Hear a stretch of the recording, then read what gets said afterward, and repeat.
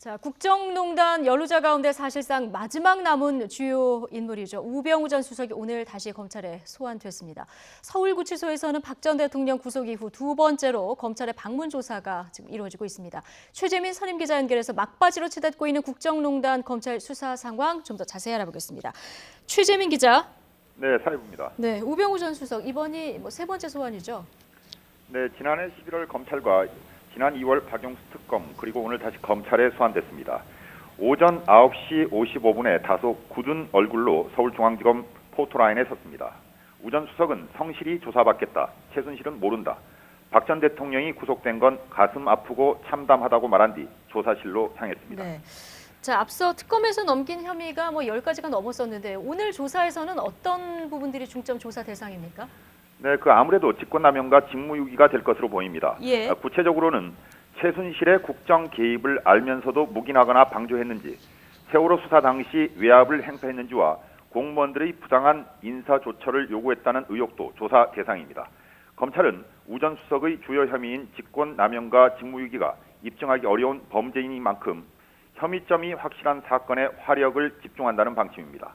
더욱이 지난 특검이 청구한 구속영장이 기각돼 새로운 혐의를 찾는데도 검찰이 공을 들인 것으로 알려졌습니다.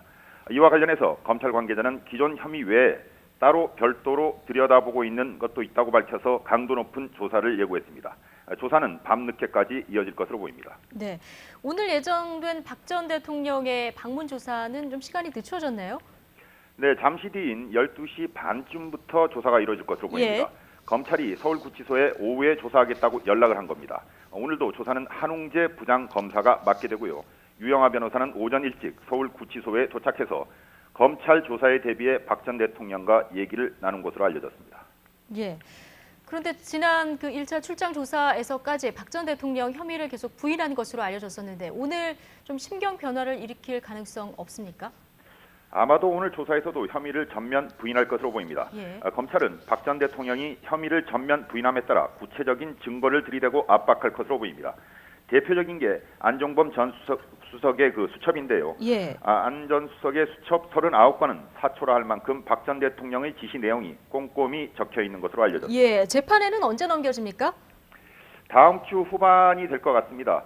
구속 만기일이 오는 9일인데 그 전에 조사를 마치는 건 불가능해 보입니다. 따라서 구속 기간을 연장한 뒤 다음 주에 한두 차례 더 방문 조사를 하고 공소장 작성에 들어갈 것으로 보입니다. 네.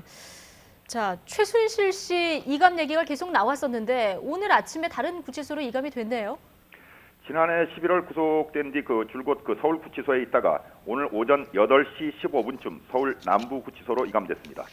서울구치소 여성 수용자동이 협소해서 박 전 대통령 동선 관리에 어려움이 있었다는 게 서울구치소의 설명입니다. 예. 더욱이 박 전 대통령이 수감된 이후 서울구치소 여성교도관 7명이 만일의 사태에 대비해서 24시간 밀착 감시에 인력 운영에도 어려움을 호소하는 것으로 알려졌습니다. 남부구치소에는 안종범 전 수석과 정호선 전 비서관이 수감돼 있습니다. 네, 이번 국정농단 관련해서 이번 주 재판들이 계속 열리고 있는데요. 오늘은 이 블랙리스트를 작성하고 관리한 혐의, 재판에 넘겨진 김기춘 전 실장, 조윤선 전 장관도 처음으로 법정에 나왔다면서요. 네, 오전 10시 서울중앙지법 형사합의 30부 심리로 열린 1차 공판에 피고인 신분으로 출석했습니다. 두 사람은 모두 수의 대신 검은 정장을 입었습니다. 김 전 실장은 여전히 입을 꾹 다문 채 꼿꼿한 모습을 보였습니다. 조 전 장관은 다소 힘없는 표정으로 피고인석에 앉았습니다. 김 전 실장은 재판장이 직업을 확인하자 무직이라고 답했고 조 전 장관도 지금은 없다고 말했습니다. 예, 여기까지 듣겠습니다. 지금까지 최재민 사회부 선임 기자였습니다.